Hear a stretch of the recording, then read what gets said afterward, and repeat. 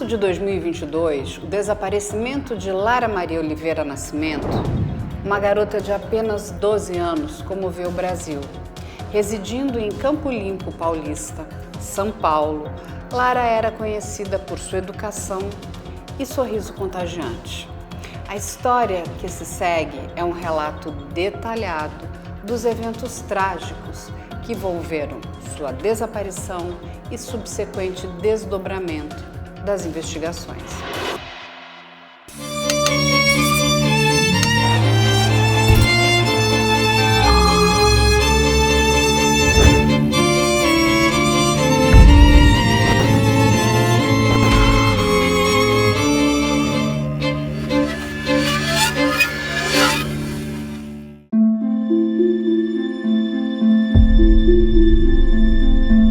No dia 16 de março, a Lara acordou, 5 horas da manhã, como a rotina dela normal, comum.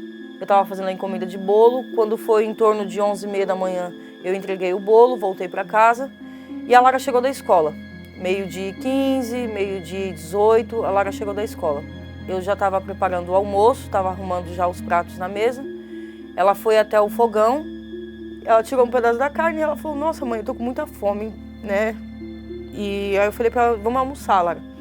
Ela falou assim: "Tem refrigerante, mãe?" Eu falei: "Não tem refrigerante." Ela falou: "Você me dá o dinheiro pra mim ir comprar o refrigerante?" Eu falei: "Sim, eu te dou o dinheiro." A Lara ia de 3 vezes na semana ou 2 vezes na semana, sempre comprar o refrigerante, todas as vezes nesse horário, quando ela chegava da escola, para poder almoçar. E aí ela tava com um chinelinho de dedo novo, né, no dia. E ela falou pra mim: "Mãe, troca de chinelo comigo, porque as ruas onde a gente morava é rua de terra. E tem aquelas pedrinhas, escorrega." E eu tinha um chinelinho havaiana que era uma briga, aquele chinelo. Que todas elas queriam usar e a Lara pediu pra mim o chinelo. Aí eu troquei de chinelo, ela colocou o chinelo, pegou o dinheiro, olhou pra mim, pras irmãs dela e... feliz, sorridente, falou pra mim: "Mãe, eu tô indo, tá? Fica com Deus, que as minhas 3 filhas têm o costume de pedir bênção." Pediu a bênção, eu abençoei, falei: "Vai com Deus." Ela falou assim: "Eu já tô voltando."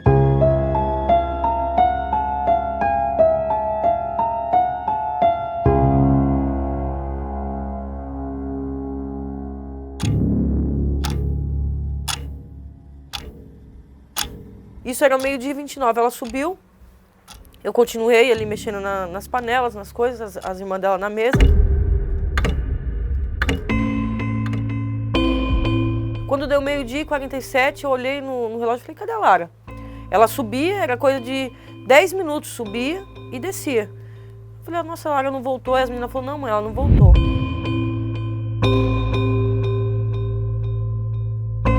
Todos os dias, quando ela ia, era no máximo 10 minutos. E aí, 12h47, eu falei para as meninas: "Ela não voltou." Eu falei: eu vou subir atrás da Lara." Aí eu saí de casa, que subiu uma rua, virou, o mercadinho tá lá. Eu só subi a rua. Quando eu subi, que eu olhei em direção ao asfalto e eu não vi ela, eu já senti algo muito ruim. Aí a minha sensação é que a minha pressão tinha caído. Eu falei: "Nossa, minha pressão caiu, eu vou voltar, senão eu vou cair aqui na rua." E eu voltei e falei pra Isabelle e pra Yasmin: "Isabelle, Yasmin, eu não vi a Lara vindo do mercado, eu tô passando mal. Vai até o mercado e pergunta, né, da Lara." As irmãs dela automaticamente já foram, subiram. Não deu nem 5 minutos, porque foi muito rápido ali no desespero de ela já não estar ali. Aí a Yasmin voltou e falou: "Mãe, a mulher falou que a Lara entrou, comprou o refrigerante e saiu do mercado." Falei: "Mas como ela saiu do mercado se o caminho era um só e ela não está no trajeto?" Dali em diante, a gente percebeu que algo ruim tinha acontecido.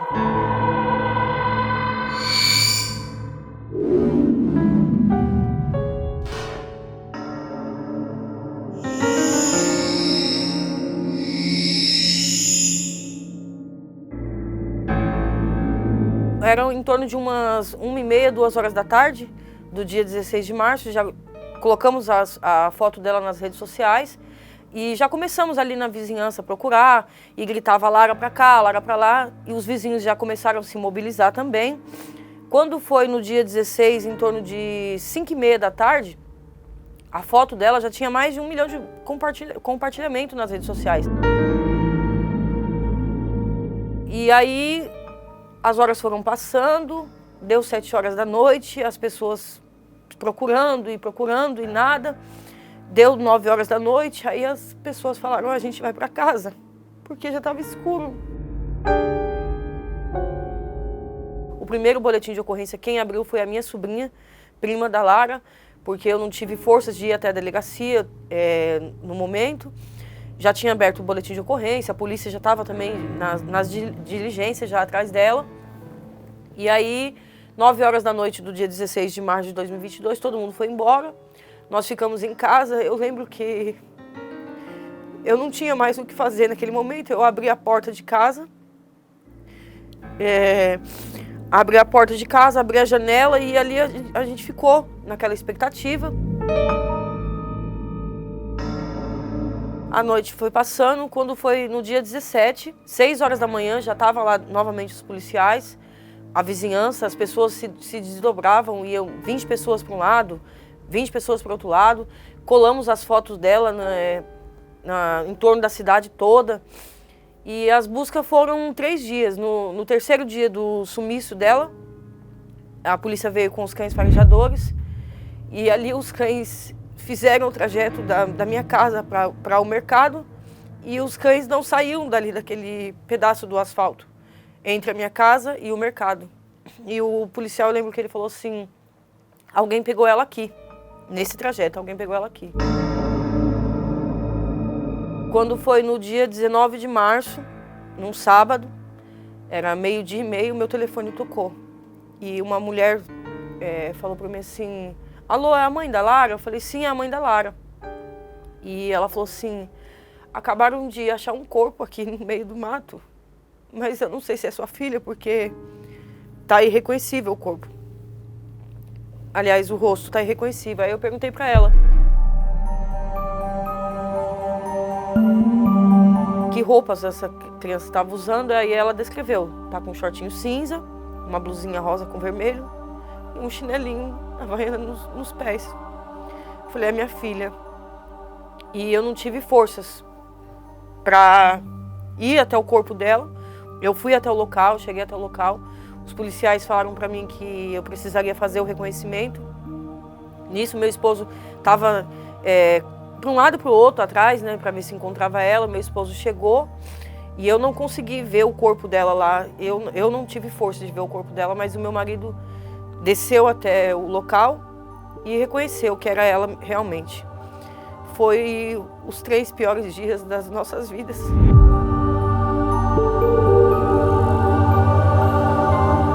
Ela é encontrada, né, na posição de barriga para cima, né, e o braço um pouco assim, a perna um pouco levantada, num estado de putrefação, né, fase gasosa e irreconhecível o rosto, né, então ele está todo defragado assim.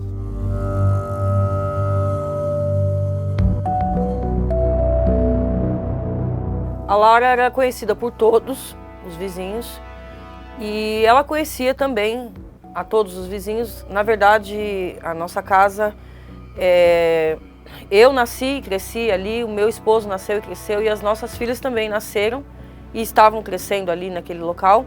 Então, de vizinhança, nós conhecíamos a todos e todos conheciam ela. E ela era uma menina bastante comunicativa, inteligente. E, assim, a mobilização foi muito grande, porque todos gostavam muito da Lara, principalmente porque ela era uma criança que gostava muito de outras crianças. Então, a Lara não tinha amizade com adolescentes de 12, 13, 14 anos. A Lara tinha amizade com as crianças de 5, de 7 anos, que iam sempre na nossa casa brincar. Então, foi uma mobilização muito grande da parte dos vizinhos para encontrá-la.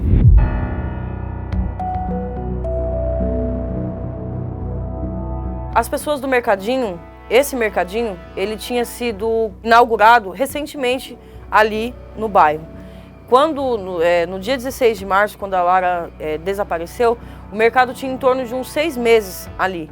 Então, sobre as pessoas do mercado, a dona do mercado, as pessoas do mercado, eles sabiam que era a Lara, porque a Lara ia por semana de 3, 2 vezes por semana ali, mas assim, não tinha aquele conhecimento igual toda a vizinhança, né, de sempre, né.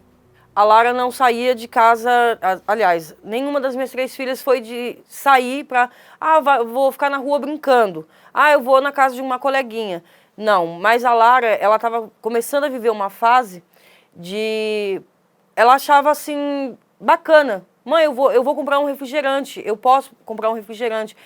Até aquela certa independência, começar a ter responsabilidade de pegar um dinheirinho, vou comprar um refrigerante. Então a Lara fazia esse trajeto de 3 a 2 vezes por semana. Já tinha o quê? Em torno de uns 6 meses que a Lara fazia isso. O local onde o corpo foi encontrado ficava próximo, tanto da minha casa quanto do mercadinho. Eu não sei precisar quilômetros, mas é coisa de 20 minutos da onde ela foi sequestrada para onde o corpo foi encontrado. No segundo dia depois do encontro da morte, eu fui até a delegacia prestar depoimento, que é de praxe, né, que infelizmente aconteceu um homicídio, foi um corpo encontrado, então tem ali muda, na verdade, né, não é mais um desaparecimento, é um encontro de um corpo.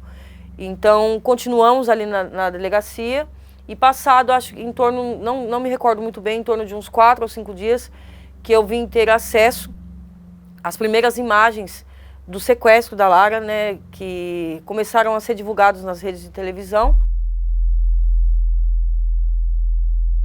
de um suposto carro que estava no mesmo horário aonde ela passou, e dali começou a luta para entender quem tinha pego a Lara, quem tinha matado a Lara e por que tinha matado a Lara. Uma rua paralela à rua de cima do mercadinho, tem algumas casas que possuem, né, câmeras de segurança. Então, foram utilizadas imagens ali da redondeza e foi possível avistar quem era aquele carro, quem estava dentro daquele carro.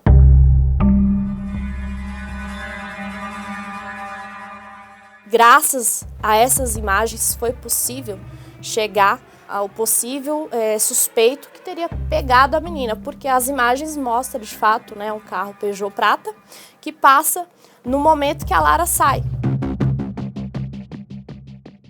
E quando começou a ser divulgadas as imagens do carro, pessoas já começaram a me mandar mensagens, perguntar se você conhece esse carro, você sabe quem é, e eu falar que não. E logo após veio a divulgação das fotos do suspeito, de Wellington Galindo de Queiroz.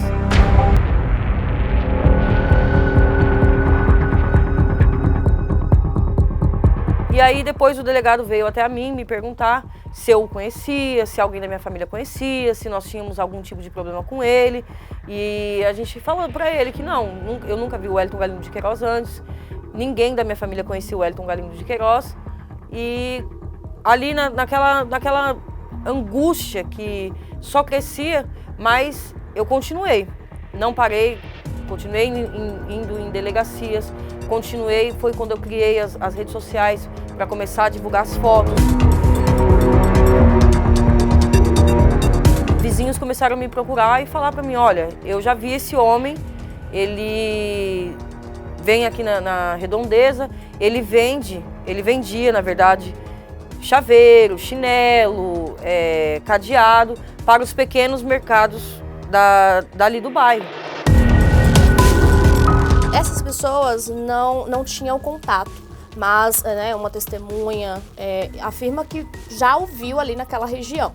Até porque, né, depois que começou toda a grande repercussão do caso, as pessoas falaram, olha, ele vende coisas aqui nos mercadinhos, né? Porque ele passava ali pelos mercadinhos vendendo isqueiro, fósforo, né? Essas coisas para os mercados. Então, depois que a foto dele começou, né, a rodar por aí, a ser divulgada, aí os populares ali falaram, olha, já vi sim ele por aqui.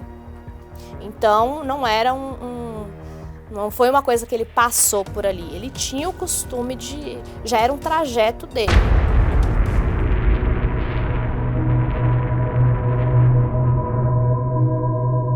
Ele tinha uma casa ali perto, em Campo Limpo Paulista, e outra em um bairro aqui da capital. Nesta casa, no bairro da capital, ele morava com uma mulher, Bárbara. Inclusive, o carro no qual ele usou para raptar Lara Maria estava no nome de Bárbara. Este homem, então, já era um criminoso, sabido, conhecido, não era réu primário.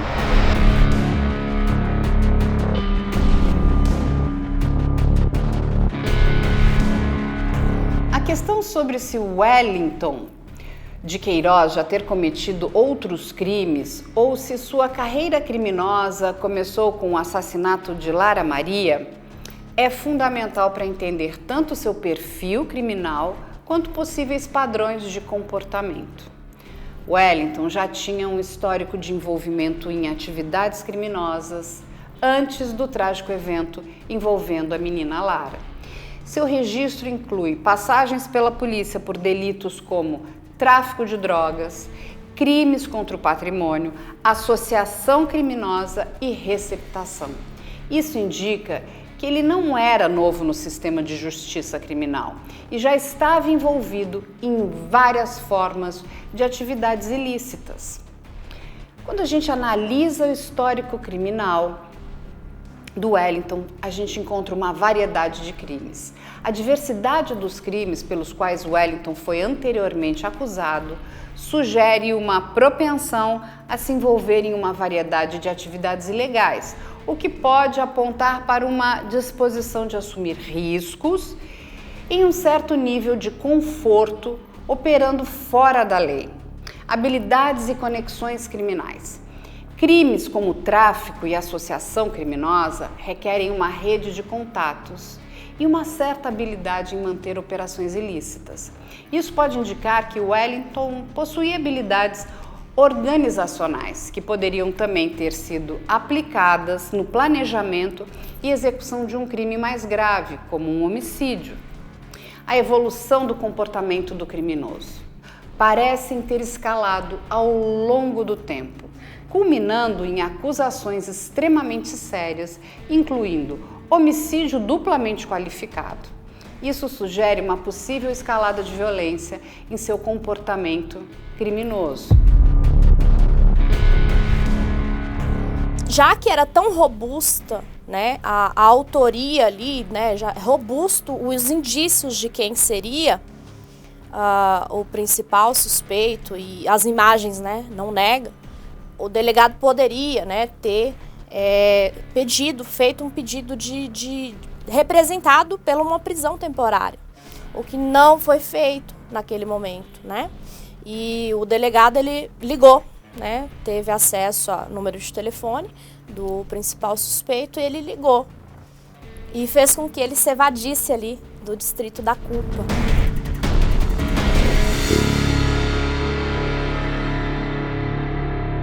Como ele tem acesso às câmeras, né, consegue identificar que de fato era o Wellington, ele liga porque ele precisa prestar um esclarecimento, né?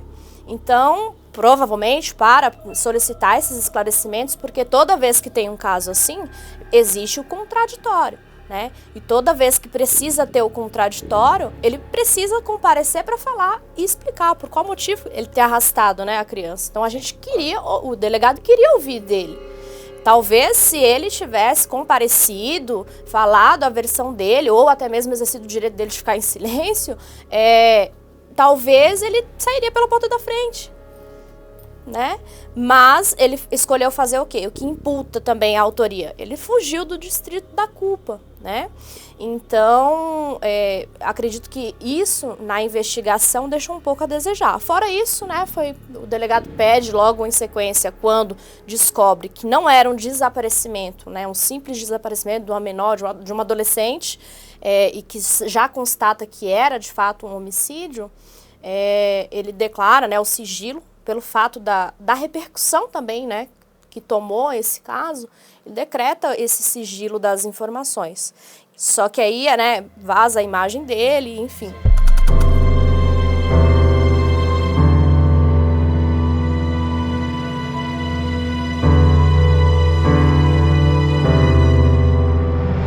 Minha bateria tá acabando, filha. Vou dizer pra você, filha. Tá muito perigoso me se apresentar, filha. Não vou me apresentar não, viu, filha? Qualquer coisa eu digo que eu terminei com você. E eu fui embora de casa ontem, entendeu? E assim, eu tô indo pra Agrestina, tá bom?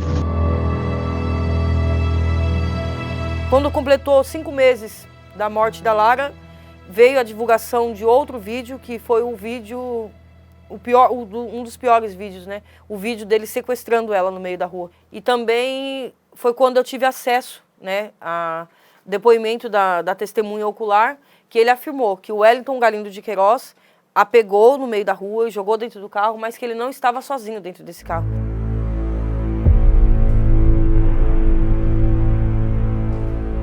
Por volta de 12h44, ele para ali do lado, próximo ao mercado e olha.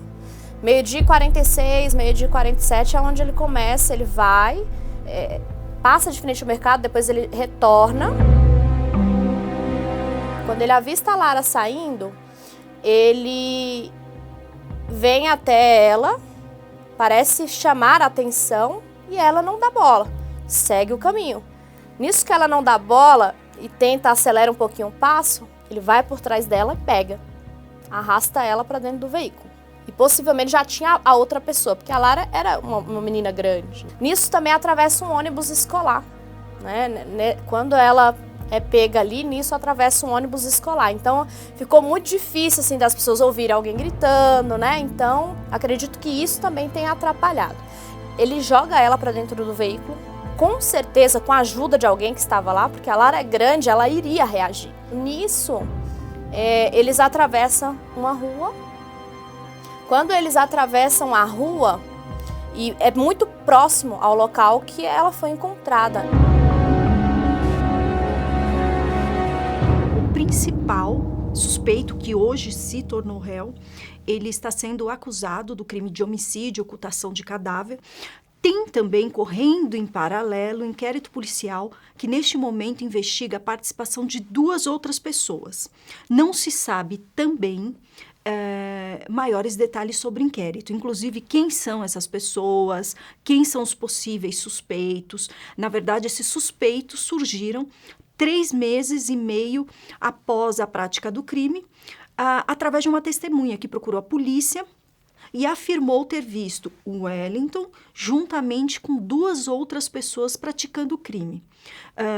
Era uma pessoa, segundo a testemunha, uma pessoa mais nova, que estava ali ao lado do motorista, e uma pessoa com os cabelos grisalhos no banco de trás do motorista. Então, existe atualmente um processo contra o réu Wellington Galindo. Ele já foi denunciado e, paralelamente, nós temos um inquérito policial, uma investigação policial, também correndo em sigilo, em segredo de justiça, para investigar, para apurar a participação de 2 outras pessoas nesse crime.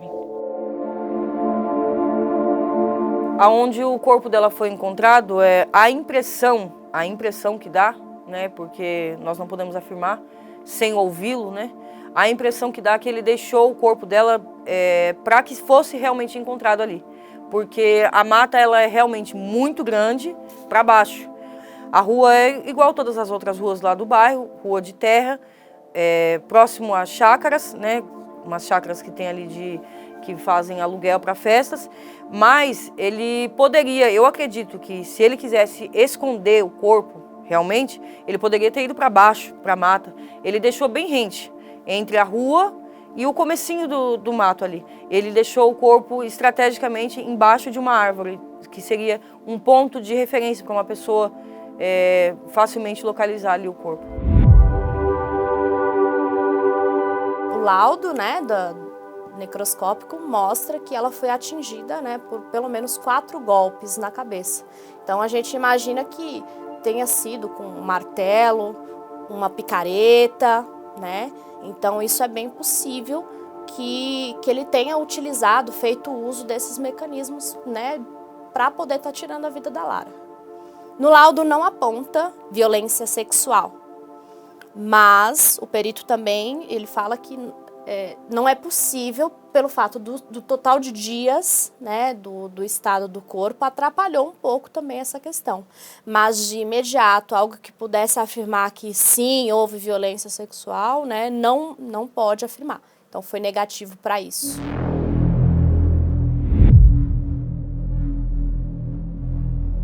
Caso que entre essa parte, né, de estar enterrado ou não, que surgiu muito na mídia, foi o fato de terem ido até a casa dele, né, e ter encontrado um buraco lá. Mas não é possível dizer que esse buraco ele teria feito com o intuito, às vezes, de enterrar ela lá, alguma coisa assim. Não é possível afirmar isso.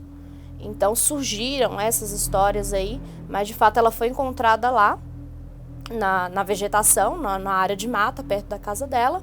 E o que intriga também bastante a gente, ela foi encontrada com cal no corpo.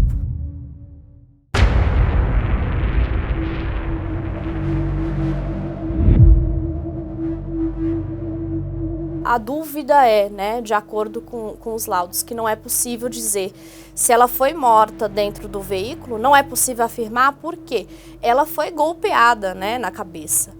E se tivesse acontecido esses golpes dentro do veículo, teria jorrado muito sangue, né? E nos laudos não demonstra isso, né? A gente precisa ser coerente aqui. Os laudos não demonstram, né, o sangue no carro. Por mais que o carro foi lavado, mas com toda a tecnologia, né, que nós temos, teria sido encontrado, caso ela fosse morta ali. E, ao mesmo tempo, eu não acredito que ele tenha levado ela para um outro local. Eu acredito que ele matou mesmo. Naquele momento que ele pega ela, ele já leva para esse local que ele abandona o corpo. É um mistério. Um mistério realmente, porque não é possível apontar. Ela não estava lá na casa dele, né, nos laudos. Não esteve na casa dele, dentro do veículo também não, e no local do crime não tem também aquela enxurrada de sangue, mas também não teve muito sangue, sendo que ela foi golpeada com 4 golpes, né? Possivelmente um martelo, picareta. Muitas hipóteses, né? Eu acho que a gente vai ter uma resposta concreta quando encontrá-lo, mas uma teoria é que raiva, ódio de mulheres, ódio de meninas, qual é a história deste homem? Por que ele tem essa raiva? Porque para você ter essa brutalidade contra uma pessoa, contra uma menina, uma criança, tem um motivo muito forte por trás disso. Como eu nunca tive contato com ele, eu não tenho como afirmar algo que eu ainda não ouvi. Mas diante da ficha criminal, diante do histórico de vida dele, né, do que eu descobri, hoje eu tento entender que ele a pegou para cometer um crime sexual. E conhecendo a minha filha da forma que eu conheço, porque uma mãe conhece um filho e sabe qual seria a reação dela se alguém, um estranho a pegasse, tentasse a tocar, obviamente ela deve ter retrucado, pedido, não me toca, e eu vou falar para minha mãe, eu vou falar para o meu pai. Quem assiste ao vídeo do sequestro vai entender o que eu estou falando sobre a Lara, que automaticamente ele para no meio da rua, ele aborda ela, ele fala alguma coisa que não dá pra gente saber o que ele fala, mas automaticamente ela já tenta correr. Então, com certeza, ele a matou para tentar se livrar desse crime que ele estava tentando cometer. Infelizmente, ele tirou a vida dela para que ela não contasse quem ele era. Eu e meu esposo não temos problemas com ninguém para dizer, poxa, é alguém para cometer uma vingança. E a forma que ele a matou, que ele desfigurou o rosto dela, eu só consigo entender hoje que foi para um crime sexual que ele a pegou. Olhando, né, o histórico já dele, ele tem denúncias, né, de casos de estupro, eu acredito que possivelmente sim, até porque se ele tiver mesmo ali pela região e o fato dele ter visualizado ela, talvez ele tenha despertado esse desejo, esse interesse de cometer esse abuso, né? Não concluindo, ela deve ter reagido, Não sabemos o que de fato ocorreu naquele momento que ela entra naquele veículo. Mas sim, eu acredito também nessa possibilidade. Pode ser sim. Assim como no caso da Vitória Gabriele, que ela foi confundida, né? Então, eu fico me perguntando, será que ela foi confundida, né, com alguma outra criança? E por quê? Porque realmente a família não tem, né, eles informam, não tem inimizade, não teve nenhuma briga, não faz parte, né, não é envolvido com questões de drogas, para que houvesse mesmo, para que existisse um motivo assim. Só que 3 caras, eles não saem de casa falando, vamos ali pegar uma menina. Então, eu imagino que ele tenha sido sim premeditado, só deixa dúvidas o motivo e por quê. E não consigo também dizer, será que era a Lara?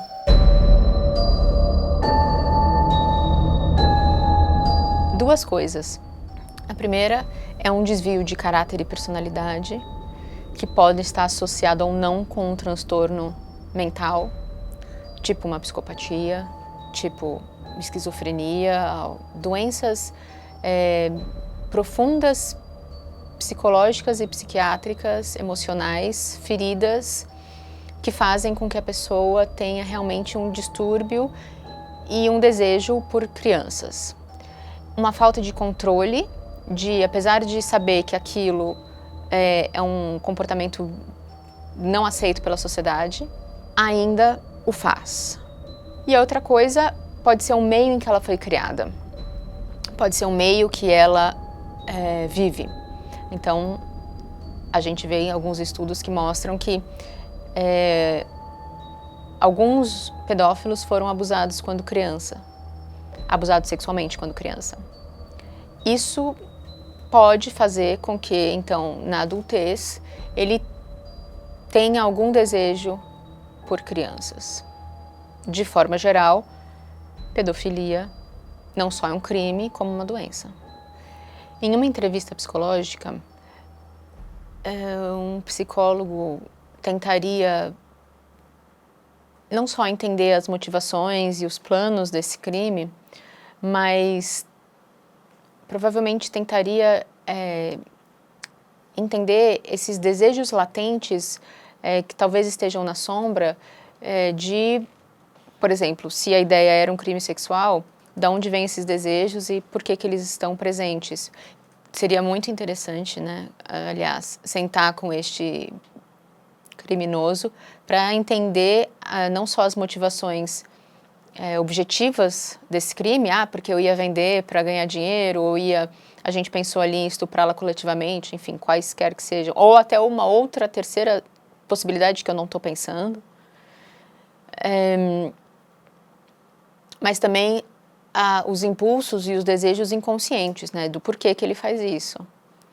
E aí, muitos psicólogos já entrevistaram psicopatas ou pedófilos, e muitas vezes as respostas são porque eu queria, porque eu gosto, porque eu vou fazer e não vejo isso como um problema, eu não acho isso errado. Errado é, por exemplo, no discurso, né, de uma pessoa que aceita e gosta de ser, por exemplo, pedófilo. Errado é a sociedade que não me deixa estar com uma criança. Eu acho uma criança uma pessoa e eu tenho atração a ela e ponto final. Existem várias organizações muito obscuras, né, que promovem esse tipo de acesso de pornografia infantil, pedofilia, e mantém esse círculo de pedofilia no mundo todo, de diferentes magnitudes, até de condições financeiras. São homens muito ricos e poderosos que compram meninas de diversos países para mantê-las ali como escravas sexuais. A Lara era uma criança muito, muito inteligente, bondosa.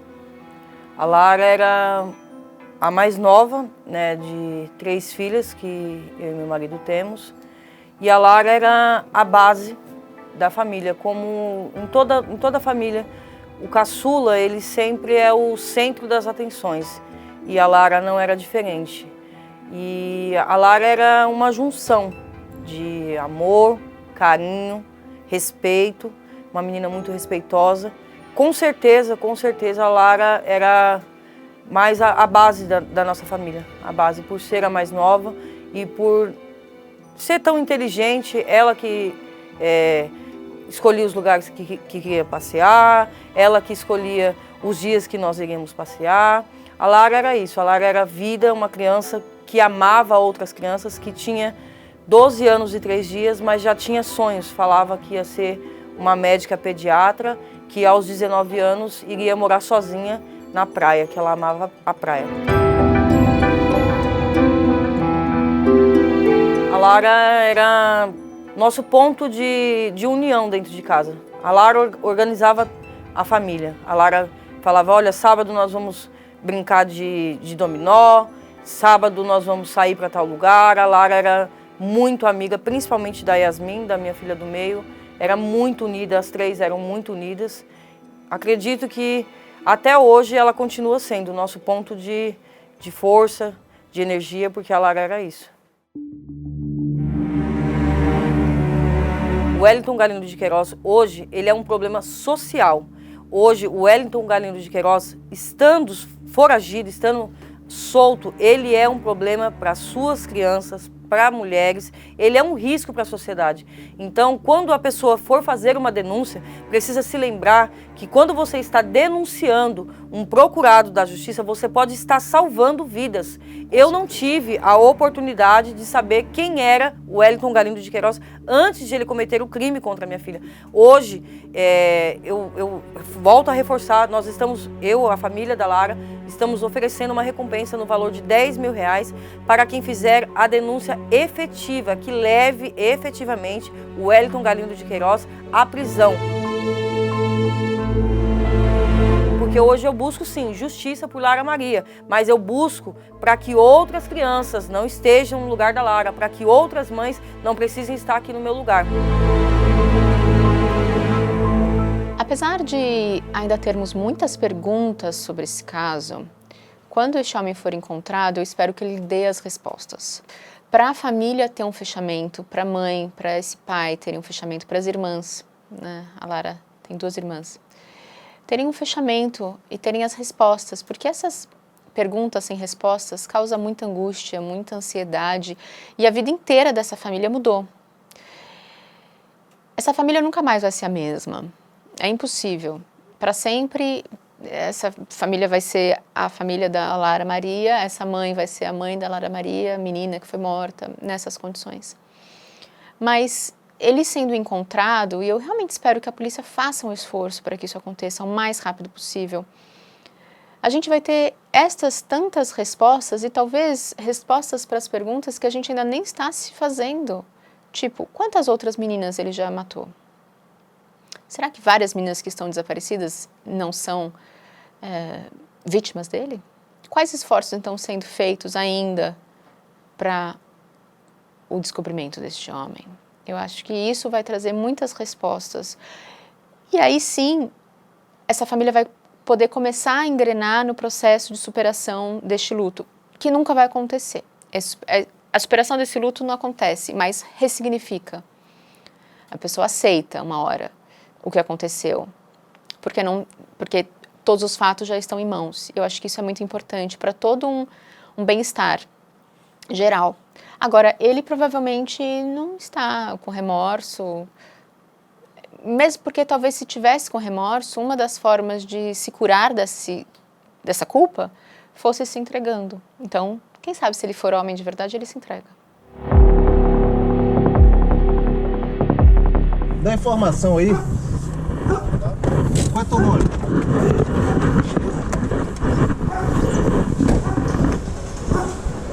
Wellington Galindo, acusado do crime, foi preso no dia 31 de março de 2024 em Foz do Iguaçu, no Paraná. Um vídeo foi gravado pelos policiais no momento da prisão. Os policiais simulam pedir informações e, na sequência, questionam o nome de Wellington, que se apresenta como Diego Rodrigues Alves. sem documento aqui. Tá sem documento nenhum? Qual o seu nome verdadeiro? Diego Rodrigo Alves. Tá, então. Eu sou eletricista. Você tá quanto tempo depois? Você não mora aqui? Eu tô há um ano e 3. Wellington diz que está sem documento e que trabalha em umas casas na rua onde foi abordado. Ele ainda diz que é da Bahia e que mora na região há 1 ano e 3 meses, onde trabalha como eletricista. Emocionada, a mãe da menina disse nas redes sociais ter sido informada sobre a prisão do suspeito. Luana Nascimento agradeceu pelo apoio que vem recebendo enquanto luta por justiça. A polícia quer saber se Wellington agiu sozinho ou se outras pessoas estão envolvidas na morte da adolescente. Além de responder pelo homicídio de Lara Maria, Wellington é indiciado pelos crimes de estupro de vulnerável, de uma outra vítima, uso de documento falso e porte ilegal de arma. As principais dificuldades que a polícia enfrentou na localização de Wellington, o principal suspeito no caso do assassinato de Lara Maria, podem ser categorizadas em várias áreas críticas, como a evasão e o uso de identidades falsas. Wellington demonstrou habilidade em evadir a captura, utilizando um nome falso, como revelado durante a sua prisão, quando se identificou como Diego Rodrigues Alves. Isso complica significativamente os esforços de localização, pois o suspeito pode viver sob uma identidade completamente diferente, dificultando que as autoridades verifiquem sua verdadeira identidade e histórico. Um outro ponto, a mobilidade geográfica. O suspeito teve a capacidade de se mover entre diferentes estados, mencionados nas investigações que incluíram a Paraíba e Pernambuco, e finalmente foi encontrado em Foz do Iguaçu, no Paraná. Essa mobilidade permitiu que ele evitasse ser localizado facilmente, desafiando a polícia a acompanhar seus movimentos em uma área geográfica ampla. Outro ponto, análise extensiva de provas. A necessidade de analisar mais de 5.000 imagens de câmeras de segurança para rastrear os movimentos do suspeito ilustra a magnitude do trabalho investigativo necessário. Esse tipo de análise é não apenas trabalhoso, mas também requer recursos significativos e especialização em tecnologia de vigilância. Um outro ponto, o engajamento com a comunidade e colaboração interestatal. As autoridades tiveram que mobilizar comunidades locais a colaborar com forças policiais de outros estados para tentar localizar o Wellington. Isso envolve uma coordenação complexa e muitas vezes a necessidade de acionar redes de informação e cooperação entre diferentes jurisdições. E a talvez mais importante, o desafio na coleta de evidências concretas. A obtenção de provas diretas que ligassem Wellington ao local do crime foi crucial e desafiadora. A polícia teve que realizar perícias no carro do suspeito e em sua casa abandonada, o que demanda tempo e expertise forense para garantir que as evidências coletadas sejam admissíveis e úteis em um processo judicial. Esses desafios todos destacam a complexidade e a necessidade de uma abordagem meticulosa e multifacetada nas investigações de crimes graves, especialmente quando o suspeito demonstra capacidade de ocultar sua identidade e movimentos.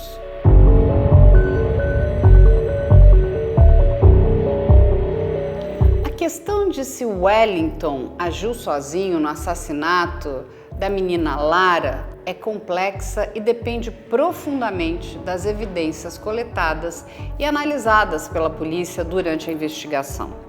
Embora Wellington seja o principal suspeito e já tenha sido indiciado por homicídio duplamente qualificado, a polícia ainda investiga se outras pessoas estavam envolvidas.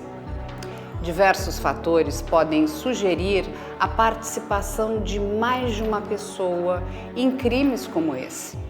Como a logística para cometer o crime e ocultar o corpo, além do potencial para intimidar ou desviar a atenção durante o ato.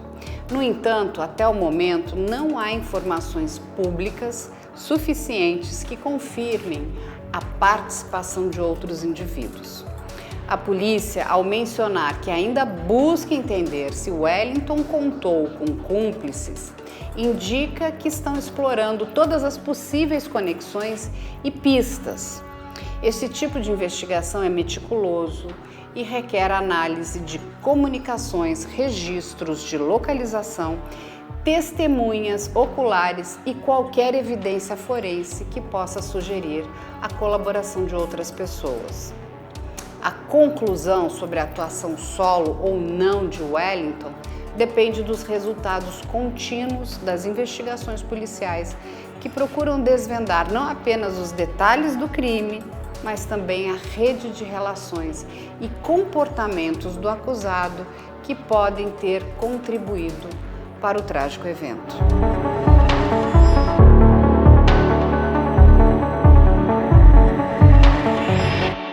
Durante o processo judicial, com o suspeito disponível para o julgamento, o processo legal pode progredir mais rapidamente. A prisão permite que a acusação formalize as acusações e avance para a fase de julgamento, o que seria impossível se o suspeito continuasse foragido.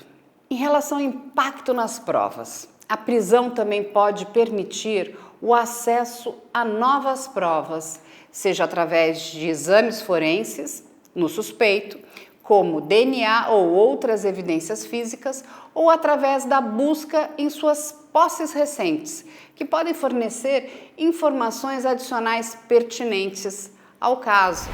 E que a gente não pode deixar de lado a resposta à comunidade. A captura de um foragido também serve para dar resposta à comunidade afetada pelo crime.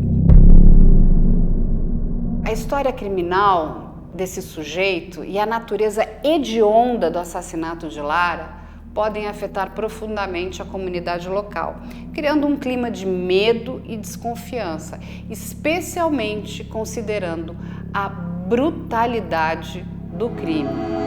A análise do passado criminal de Wellington é crucial para entender não apenas as suas capacidades e tendências criminais, mas também para antecipar possíveis defesas legais que ele possa apresentar e para preparar a acusação.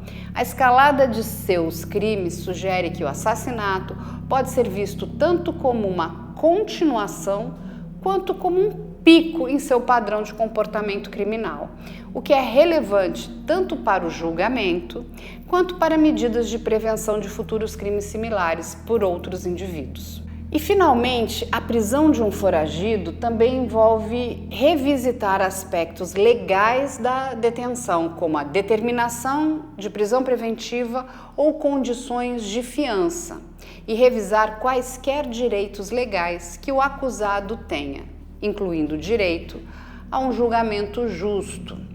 Enquanto a captura de um foragido não reabre o caso, ela certamente impulsiona o processo legal para frente e pode introduzir novas dimensões à investigação e ao julgamento subsequente. O caso de Lara Maria não é apenas uma história de perda trágica e justiça tardia, mas também um doloroso lembrete da vulnerabilidade de nossas comunidades e da persistência necessária para enfrentar o crime. A memória de Lara vive nas mentes de todos que acompanharam o caso, esperançosos de que tais tragédias possam um dia ser prevenidas.